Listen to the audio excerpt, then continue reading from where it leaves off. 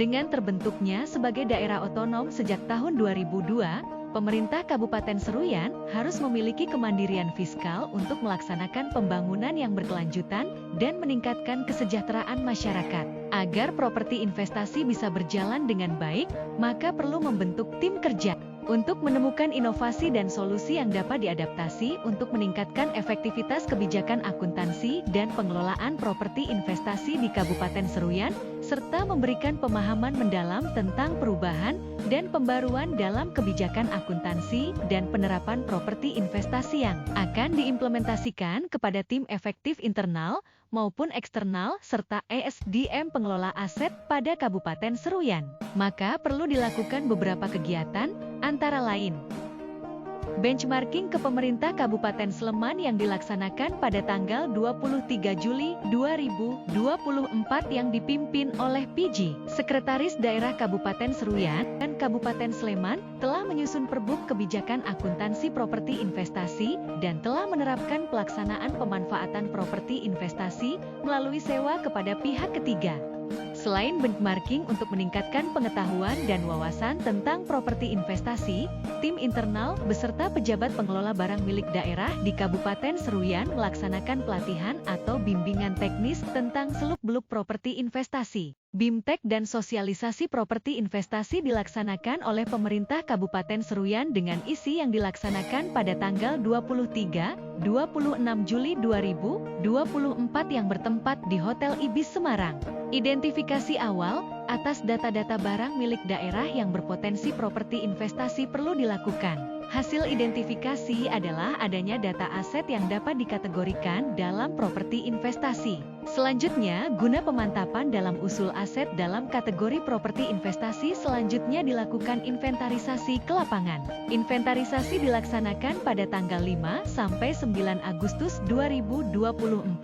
Inventarisasi dilakukan terhadap bangunan sentra IKEM, Tanah PLTU, Pasar Seberang, dan sentra IKAM Kartika Bakti. Inventarisasi tersebut masih akan dilanjutkan atas aset berpotensi properti investasi lainnya, sebelum diusulkan sebagai properti investasi. Setelah tim internal memahami dan mempunyai pengetahuan tentang properti investasi, selanjutnya tugas tim adalah menyusun draft peraturan Bupati tentang kebijakan akuntansi properti investasi. Tim internal mengkonsultasikan draft perbuk ke narasumber dari Kantor Wilayah Direktur Jenderal Perbendaharaan Negara Provinsi Kalimantan Tengah melalui fokus grup diskusi yang dilaksanakan tanggal 23 Agustus 2024 di Palangkaraya. Rapat tim Prolegda pembahasan kebijakan akuntansi properti investasi yang dipimpin oleh Asisten Sekretaris Daerah Bidang Pemerintahan dan Kesejahteraan. Rapat dilaksanakan pada tanggal 3 September 2024.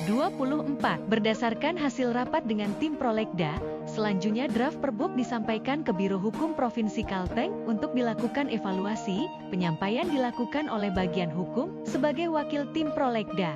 Pada Kamis 19 September 2024, telah dilakukan MOU antara PKN STAN dan Pemkab Seruyan.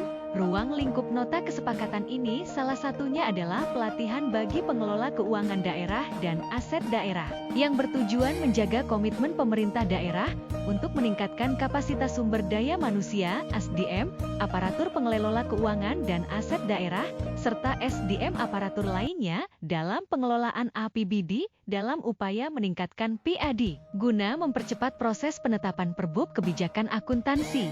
Kepala BKAD selaku leading sektor proyek perubahan berkonsultasi dan berkoordinasi langsung dengan Biro Hukum Provinsi Kalimantan Tengah, serta koordinasi langsung dengan Kementerian Dalam Negeri di Jakarta. Demikian proses implementasi proyek perubahan bijakku prestasi daerahku. Semoga apa yang telah diupayakan dapat berjalan maksimal, dan tujuan meningkatkan PAD melalui proyek ini dapat tercapai. Terima kasih.